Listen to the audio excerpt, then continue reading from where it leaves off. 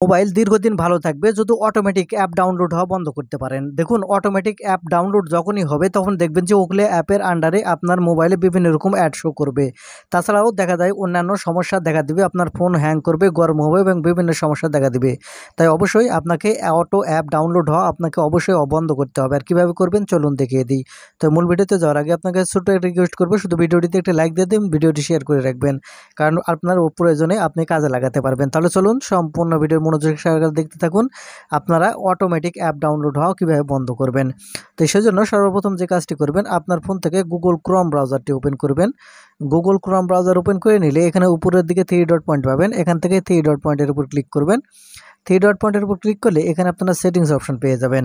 এখন এখান থেকে আপনি এই সেটিংস অপশনের উপর ক্লিক করবেন, তাহলে আপনাকে এরকম ইন্টারফেসে নিয়ে আসবে। একটু স্ক্রল করে নিচের দিকে আসবেন, আসলে দেখেন এখান থেকে সাইট সেটিংস দেখতে পাবেন।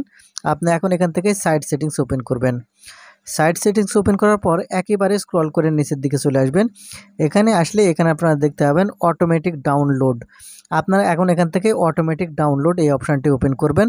ওপেন করার পরে দেখতে পাবেন এখান থেকে যদি আপনার যে অ্যানেবল বাটন যদি অন করা না থাকে, তাহলে আপনারা যে কাজটি করবেন এখান থেকে জাস্ট এই অ্যানেবল বাটনটি এখান থেকে আপনারা অন করে দেবেন। তাহলে যে কাজটি হবে এখান থেকে আপনাদের অটোমেটিক অ্যাপ ডাউনলোড হওয়া বন্ধ হয়ে যাবে। এখন আপনাকে দেখতে হবে যে আপনার ফোনে কোনো আননোন অ্যাপ আছে কিনা, সেজন্য আপনার ফোনের সেটিংস ওপেন করবেন। এখান থেকে উপর দিকে সার্চ বারের উপর ক্লিক করবেন। সার্চ বারের উপর ক্লিক করার পর এখান থেকে আননোন লিখে সার্চ করবেন। আমি দেখিয়ে দিচ্ছি, এখান থেকে এই আননোন লিখে সার্চ করবেন। আননোন লিখে সার্চ করলে এখানে দেখতে পাবেন আননোন অ্যাপ। এখন এখান থেকে দেখতে পাবেন ইনস্টল আননোন অ্যাপ। আপনি এখন এখান থেকে ইনস্টল আননোন অ্যাপ এই অপশানের উপর ক্লিক করলে এখানে নিচে আবারও আপনারা দেখতে পাবেন ইনস্টল আননোন অ্যাপ। এখন এখান থেকে এটা ওপেন করবেন।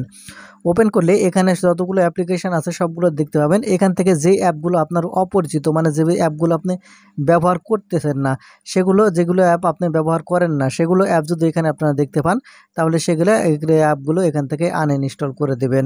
তাহলে আপনাদের মোবাইল দীর্ঘদিন ভালো থাকবে। তো বন্ধুরা, এই ছিল আজকের ভিডিওটি থেকে কিছু শিখে থাকলে চ্যানেলটিকে সাবস্ক্রাইব করে রাখবেন। ধন্যবাদ।